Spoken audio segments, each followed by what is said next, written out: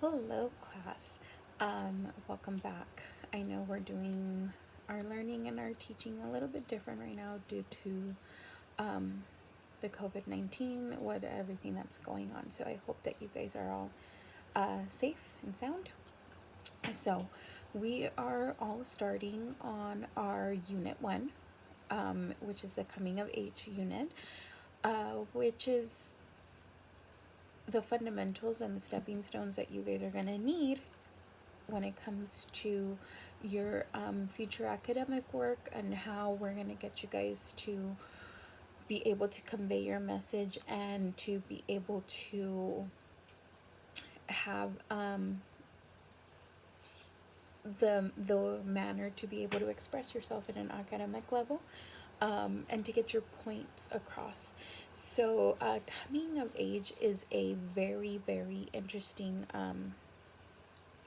unit because you guys are kind of in that transitional stage of, you guys were in 8th grade, and now you're moving on to 9th grade, which is kind of the start, in a sense, of your your passage to your adult life once you graduate high school and you guys are out there and starting to make a little bit of a name for yourselves and trying to decide what path you guys are going to go down when it comes to career wise, education wise, whatever you guys want to do to the future. So I want to read the unit overview just to give you guys a bit of an idea of what we are going to be doing, what we're going to be covering, and just to kind of give you a sense overall of what this unit entails. So it says unit overview. 9th grade marks the beginning of many important transitions, including the experience of becoming an adult. In this unit, you will explore the theme of coming of age and examine how writers in a variety of texts use stylistic choices to create the voices of characters who are going through life-changing experiences along the way.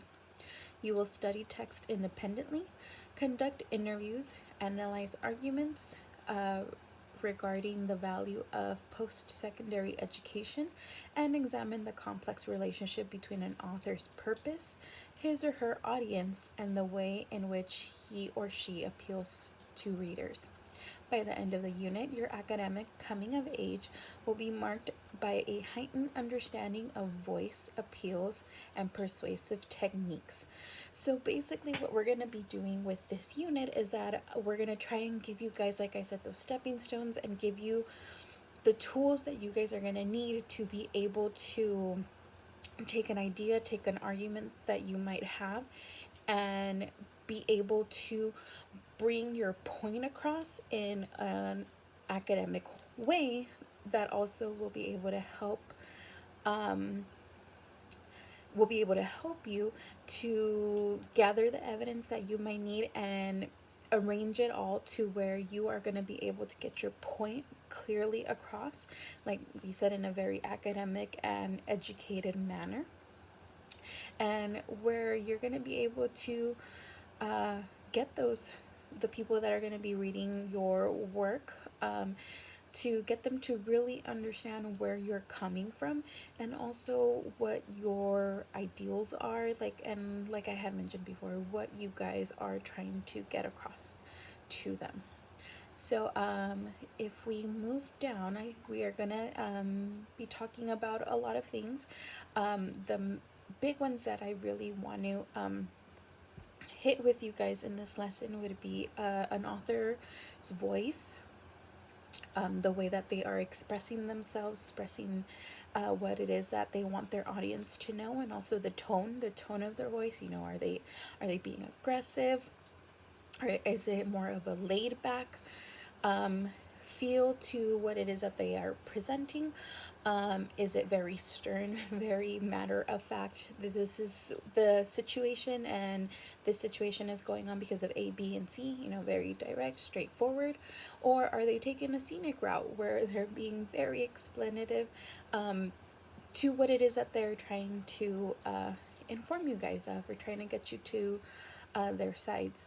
And being able to detect these things, it's very important, as you guys will see as you guys go on with the next coming grades that you guys are going to go to, and especially if you guys are going to go to post-secondary education, college, university.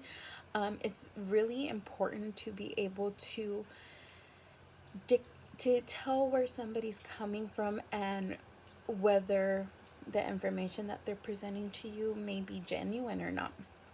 Like I had mentioned, a big one would be politics. You guys are still got a couple years to go, but you guys are going to get to the point where you're going to want your voices to be heard, and you are going to go out there and you're going to vote. You're going to vote for our next senators, our legislatures, our governors, and not even just at a national level. You're going to be involved in electing those individuals at your city level, county level, and stuff like that. And they're going to use certain tones and voices to speak to people to get them on their side to gain their votes.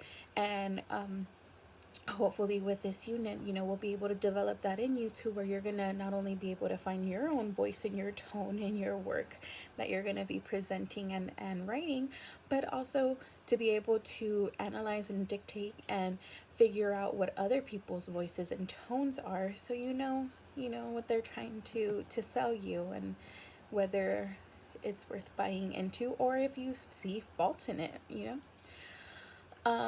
So we're going to be also developing vocabulary along the way as well. Vocabulary development is very, very important. And it's important because the more you are developed in that sense, then you'll be able to use bigger, more academic terms in your writing, which is going to take it up a notch and give you a lot of the times an advantage, and show people that you do know what you're talking about, and you have a very eloquent way of expressing yourself and your ideas and carrying yourself in a very educated manner, which demands a lot of respect from people. Once you're able to speak to people with certain terminology, certain vocabulary that we are going to be developing, it gets people to notice you, and it gets them to pay attention to you and really listen to what it is that you're saying. So I would love for you guys to open to page 6, which is activity 1.2. I'm talking about voice. So as you see here, we're going to be trying to hit those learning targets where we identify and analyze how a writer uses language to create a distinct voice. Like I said, it's that manner of how they are presenting what it is that they want, the point that they want, or the ideals that they want to get across to you guys. So we're going to be learning that. We're also going to be citing cite textual evidence of voice to support inferences about a speaker. Yet again, also, we're gonna, once you get into academic writing, it's very, very important to cite your sources. Give credit where credit is due, because you are going to be expected to, once you have your point that you're trying to get across, or your argument that you're trying to present, you're going to need some concrete, factual, textual evidence to back it up, to support it. So you can't just say that the sky is blue. I mean, that's a horrible example, but as an example, you can't just say in this sense that the sky is blue without having other people verify that, yeah, the sky is blue. So I do want you guys to take a couple minutes. We're going to be doing a quick write. It's to create a voice type thing. So here's the question, okay? So when you think of pizza, what comes to mind? So I want you guys to write a paragraph describing pizza and showing your attitude towards it. And we're going to come back to that later. So it's important that you guys write that paragraph for me. Remember, paragraph is a minimum of 5 complete sentences. So that is something that you guys will be doing. So here's some of the terms. Remember, we were talking about vocabulary, so something to explain a little bit more. So a voice is a writer or a speaker's Distinctive use of language to express ideas as well as his or her persona. Remember, again, like I said, voice is how they're trying to get their ideas and their points across. Some may be speaking, may have a soft voice that they're very mellow, peaceful, getting their point across. There's others that have a very strong voice, like those very influential speakers that we've had, like Martin Luther King, especially with the situations that are going on right now. He was had a very powerful voice, carried, he didn't have to include insults in his speeches or anything like that. He was a very eloquent, educated man who used a great vocabulary to get his point across to everything that was going on, and how he wanted, to open everybody's eyes to the injustices that people of color, minorities were going through at the time and still are, to this day, unfortunately. So tone is a big one. So tone is a writer or speaker's attitude towards the subject. Tone is conveyed through the person's choice of words and detail. So the way that a person chooses, the words that a person chooses. Remember, I had touched upon that a little bit before, to where you can use simple vocabulary, simple words that are common use, to get your point across. But then, sometimes if you use those academic words, like instead of saying simple words like best or good, you can say amazing or overwhelming, things like that. Just shifting those words and using something a little bit more academic like in its stature will elevate your work and will set your tone, and it'll get people to listen. Also, the detail, the way that you're explaining things and the way that you're verbalizing them, that is what is going to capture people's attention and keep it. And the more you keep their attention and the more you're grasping that onto them, that is how you're going to get your argument across and your point across, and you're going to get people to agree with you and be on your side when it comes to whatever subject you're speaking on. And also, looking at the word diction. Diction refers to a writer's word choices, which often convey voice and tone. So diction just kind of incorporates the voice and tone of the speaker or the author or the writer. So now we're going to hit some academic vocabulary, okay? So to infer, remember we had mentioned inferences earlier. So to infer is to make an inference, or to make an inference is to come to a conclusion about ideas or information not directly stated. You infer something based on reasoning or evidence/details. So inferring is not so much saying it's dangerous to cross the street without looking both ways. You're not saying it word for word. So inferring it, be like, if you don't pay attention, last week there was an accident where somebody got hit by a car because they weren't paying attention while they were crossing the street. Not a perfect example, but kind of an idea. So yeah, getting people to the conclusion you want without telling them directly what the conclusion that you want them to believe is. So kind of working that vocabulary to kind of get your point across in a very educated, eloquent manner. Okay, so here, if several different people were asked to describe pizza, remember our quick write, which was the question about when you think of pizza, what comes to mind to you? It says, if several different people were asked to describe pizza, you might expect to get a variety of responses, right? Because we all have our own opinions, we have our own ways of observing the world. You know what one person may like, somebody else hates or has a very big dislike to it. So we all see things in a very different manner. Some of us agree and have similar points of view, and then sometimes we have completely opposite points of view. So that's very important.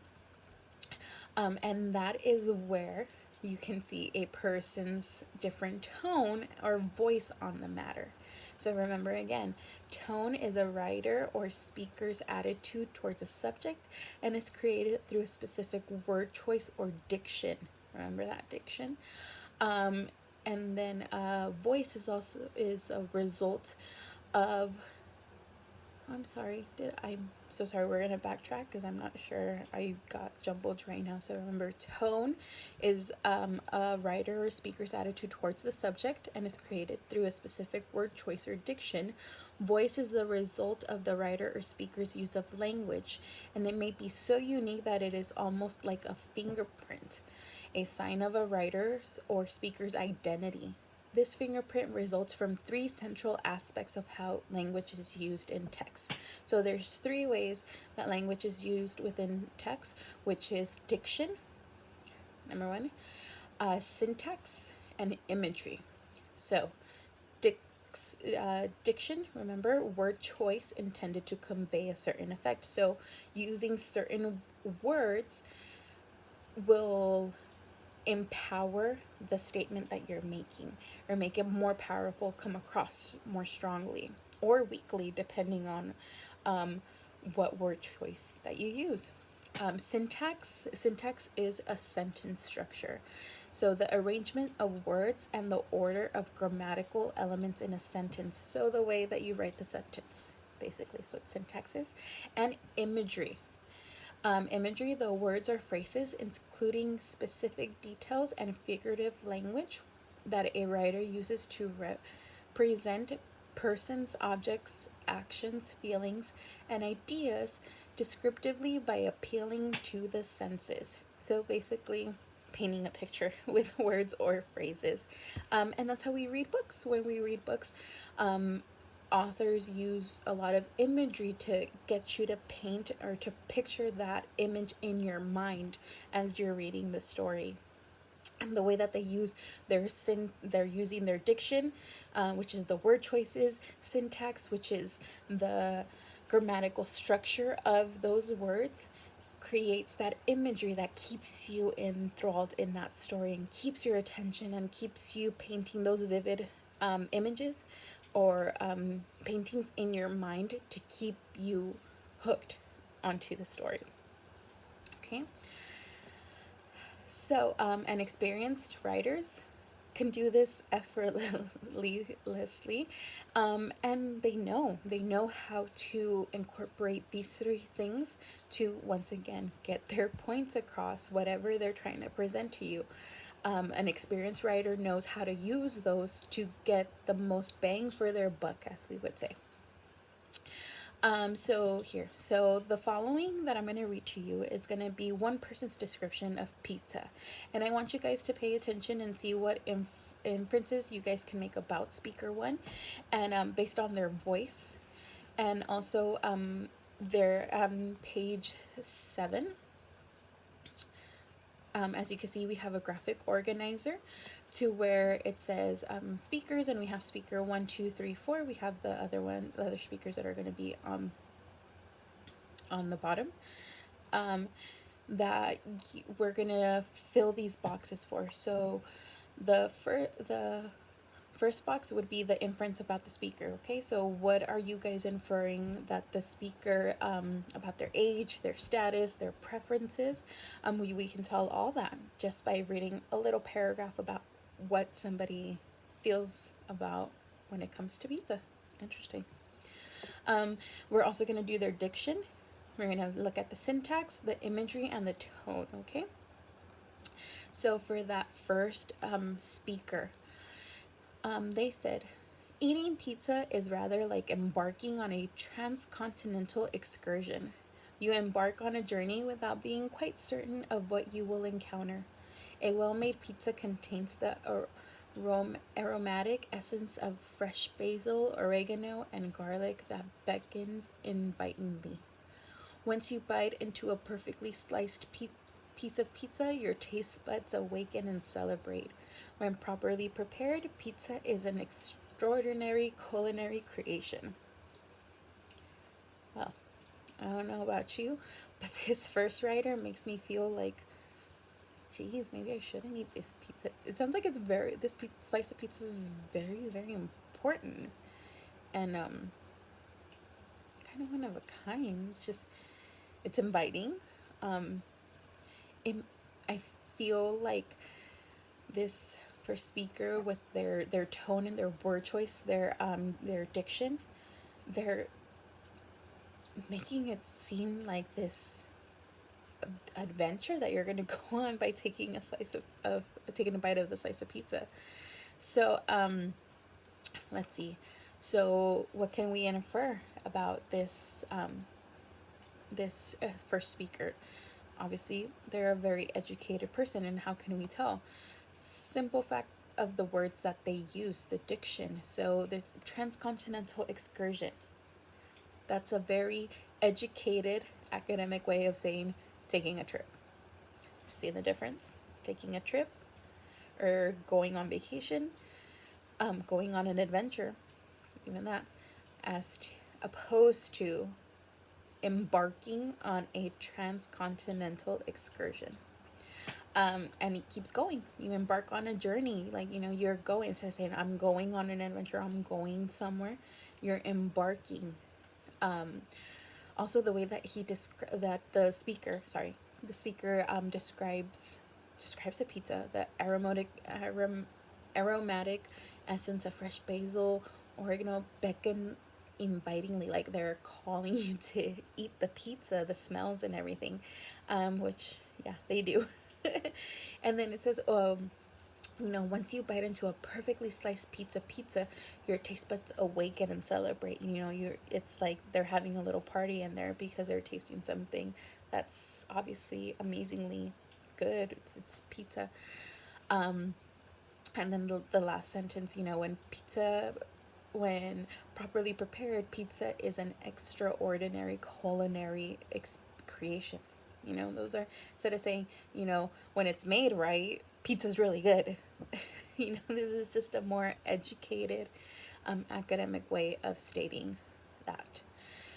So, like I mentioned, the diction, we were talking about embarking, transcontinental excursion, aromatic essence, all of that, speaks to their diction, their syntax, long sentences. They were using long sentences. As we can see, it's not just, I like pizza, the pizza smells good, so I'm gonna eat it. No, this one has it has a very good length to get us to be more involved with it, and to keep us interested. Also, the imagery. See, we're talking about aromatic essence. It beckons you invitingly, like it's calling to you to come in. And when it speaks about the taste buds and they awaken and they celebrate. They're having a party. You're really picturing, your little taste buds having fun there. Sorry, getting parched. So that's a very good use of their diction, their syntax, to create that vivid imagery that gets you picturing it in your mind. I don't know about you guys, but I was picturing a pretty good looking pizza when I was reading that. And the tone. What can we see from their tone? That's obviously they're excited. Look at the way that they're speaking about that pizza. That it's a transcontinental excursion. Your taste buds celebrate and they wake up and they're living and they're vivid and stuff. So some people might also say a little bit pompous, because of the way that they're using those big words. And not the average person can go on a transcontinental excursion. I know I can't, for sure. I can sometimes barely go to LA, and I live in the Inland Empire. So You know, not all of us can do that. And, you know, sometimes it can come off as a little bit conceited or pompous or, you know, dang, they think that they're better than us or something because of those big educational words that they're using. So, um, I do want to say that those inferences are only justifiable if they can be supported with textual evidence. Remember at the beginning of the lesson, we had mentioned that you should be able to cite textual evidence to support what you're saying, and we can with that paragraph of speaker one. You know, we can show, pinpoint exactly where the syntax is, the diction is, the imagery is, and from there we can infer who the speaker is, you know, their age, their education level, possibly their education level, but we can say that they're educated, you know, that they went to some sort of college or university, post post secondary education when they graduated high school, and then we can also infer the tone, you know, because of those three things: diction, syntax, and imagery. We can infer their tone, what they're presenting to us, the readers. Okay, so now we're going to go on and we're going to also read the remaining speakers, and we're going to speak about what we can see from the other three speakers to fill that organizer on top. Okay, well, that's what you guys are gonna do as part of your work. You guys are gonna look for the what it is, the inferences about the speaker from the next three speakers that we're gonna read on, their diction, their syntax, their imagery, and the tone that they have. So, speaker two, this is what they wrote. It's yummy. I like it when the cheese is really gooey. My mom makes it for dinner on the weekends. When it's too hot, I have to wait for it to cool. Mom says if I don't wait, I will burn my tongue. I like the way pizza smells. When I smell pizza cooking, it always makes me want to eat it right up. So I think we can get, I mean, sometimes I feel like that about pizza, I'm not gonna lie. But it's very clear and easy to be able to find those inferences, the diction, syntax, imagery, and tone. And you know, your inferences about the speaker. So speaker three, as long as not one speck of gross, disgusting animal flesh comes anywhere near my pizza, I can eat it. I prefer pizza with mushrooms, tomatoes, and spinach. Goat cheese is especially nice too. A thin whole wheat crust topped with imported cheese and organic vegetables makes a satisfying meal. Well, that's a very interesting description, especially that one speck of gross, disgusting animal flesh. I think it's pretty obvious what this reader's eating preferences are. So moving on to speaker four. Pizza is like one of the basic food groups, right? I mean, dude, who doesn't eat pizza? Me and my friends order it like every day. We usually get pepperoni, and it's great when they are like covering the whole top. Dude, hot steamy pizza dripping with cheese and loaded with pepperoni is awesome. This sounds very familiar to me, and probably to you guys too.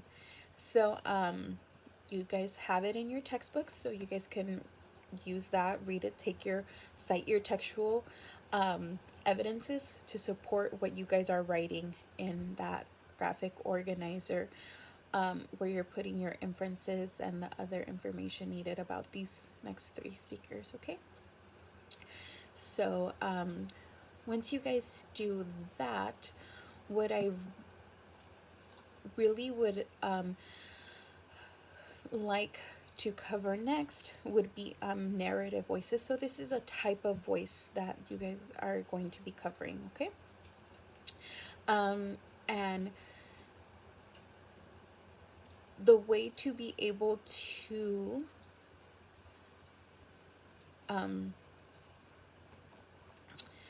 do that with the novel that we are going to be working from, which is To Kill a Mockingbird by Harper Lee, is that we're gonna try and cover a little bit of that, what the narrative voice is, setting a purpose for your reading, and then we're gonna I'm gonna start you guys off with a passage from a book that is called Speak by Laurie Halsey Anderson. And this is gonna help you pinpoint and look for that narrative voice. So narrative is, somebody who is telling you a story. Narrative is a story about a series of events that include character development, plot structure, and theme. A narrative can be a work of fiction or nonfiction. A narrator is the person telling the story, and it's often the protagonist or the main character. So protagonist is the same thing as the main character. You can either say main character or protagonist. There we go. A little bit more of an academic educational word there, of the story. So the narrator is usually the one that they're telling you what happened to them. And a narrative is a story where it's explaining what happened to this one character and other people that were involved in it. Okay. So, with this one, what we're going to be trying to target is going to be this, give you guys a strategy for active reading and note taking, to be able to pay attention and catch those little things when you're reading your To Kill a Mockingbird the first chapter, to be able to take notes on what you're reading, because later on that's going to also help with your summative assessment, the chapter quiz that you guys are going to be having. And it's also going to help provide a textual evidence to analyze and interpret a writer's choices that create voice, engage readers, and suggest meanings. As I had mentioned before, you're gonna be able to use the text to prove your point about how the writer is trying to get their point across and keep their readers and grasp their attention. Okay. So, what's going to happen is in the reading, so we're going to be reading the narrative, and you're going to be highlighting quotes that give you pause or stand out to you, things that for you specifically jump out, not what you think is going to jump out to me or to another one of your classmates, but the things that you notice that are standing out for you. Okay. You can underline words, phrases, sentences. Circle, very important, please circle those unknown words and phrases. And I need you guys to do this not only with this passage that we are going to be reading, but also when it comes to especially To Kill Your Mockingbird, because that story takes place in a very different time than the one that we're living in, and they used very different vocabulary. So not only does it take place in a different time, date wise, it takes place, I believe, in the 60s, but also I believe it takes place in the Deep South as well. So they have a very, very different way of speaking than we do here in Southern California. They use very different words. They use different tone, different voice, different context. So I need you guys to underline or circle unknown words or phrases. Those unknown words, that's what you guys are going to build your vocabulary list from. You're going to look up those meanings, and you're going to be able to do that assignment where you're going to look at those words, find their meanings, and learn how to use those words correctly in a sentence. Okay?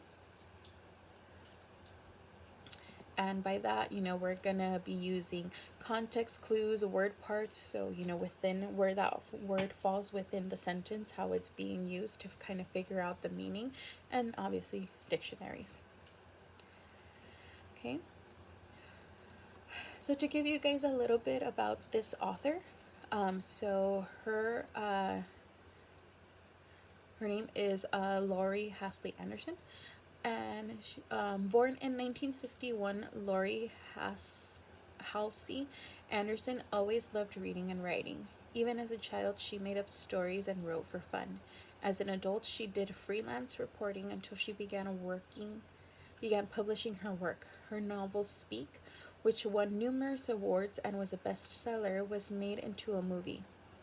In 2009, she won the Margaret E. Edward Award for Catalyst, Fever 1793, and Speak. She continues to write historical fiction like Chains and young adult novels like Winter Girls. She says she is inspired by her readers who write to her with comments or attend her readings.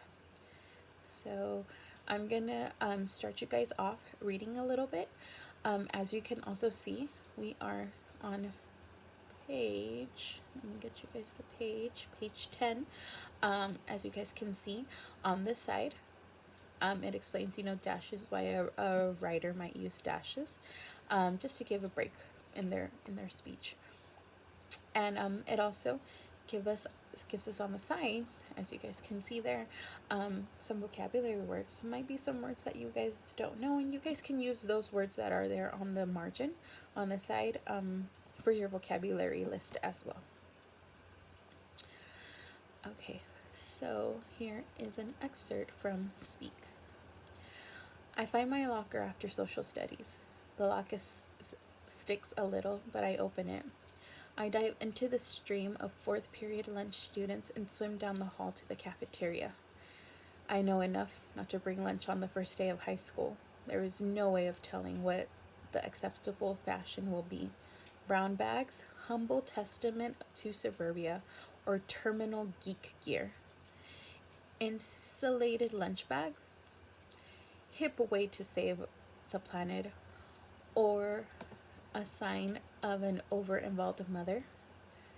Buying is the only solution, and it gives me time to scan the cafeteria for a friendly face or an inconspicuous corner. Let me just make this a little bit bigger.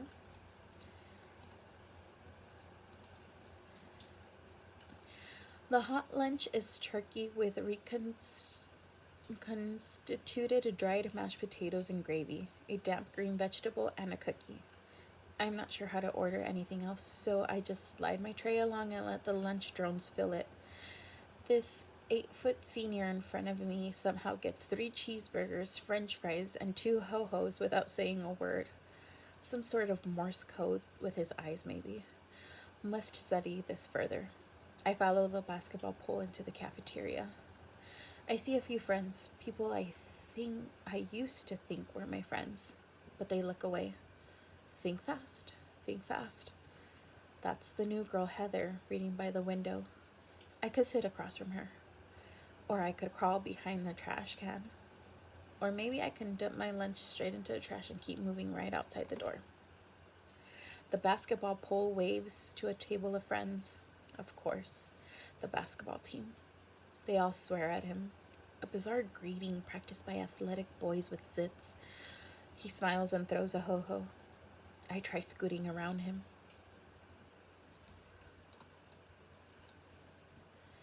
Thwap! A lump of potatoes and gravy hits me square in the center of my chest. All conversation stops as the entire lunchroom gawks, my face burning into their retinas. I will be forever known as that girl who got nailed by potatoes the first day. The basketball pole apologizes and says something else, but 400 people explode in laughter and I can't read lips. I ditch my tray and bolt for the door. I motor so fast out of the lunchroom that track coach would draft me for varsity if he were around. But no, Mr. Neck, his cafeteria duty. And Mr. Neck has no use for girls who can run the 100 in under 10 seconds unless they're willing to do it while holding a football. Mr. Neck, we meet again. Me. Would he listen to I need to go home and change? Or Did you see what that bozo did? Not a chance. I keep my mouth shut. Mr. Neck, where do you think you're going? Me. It's easier not to say anything. Shut your trap, button your lip, can it? All that crap you hear on TV about communication and expressing feelings is a lie. Nobody really wants to hear what you have to say. Mr. Neck makes a note in his book. I knew you were trouble the first time I saw you. I've taught here for 24 years and I can tell what's going on in a kid's head just by looking into their eyes. No more warnings. You just earned a demerit for wandering the halls without a pass. So what your guys' task is now is you're going to reread that narrative, and you're going to answer these text-dependent questions. Okay? So key ideas and details. Who is narrating the story? What textual evidence supports your answer? The narrator's observations are sarcastic and humorous. Do they reflect her true feelings about others? What evidence in the text supports your answer? And the last one, what effect does the use of dashes in paragraph 4 have? Okay, so I need you guys to do that assignment. As I said, you guys can build your a little mini vocabulary list with those words that are on the side. Get to know them well, how to use them, what they mean, and this is gonna give us our foundation and our groundwork to be able to now move on to our novel, To Kill a Mockingbird, to look for that narrator's voice and tone. Thanks, guys. Have a good day.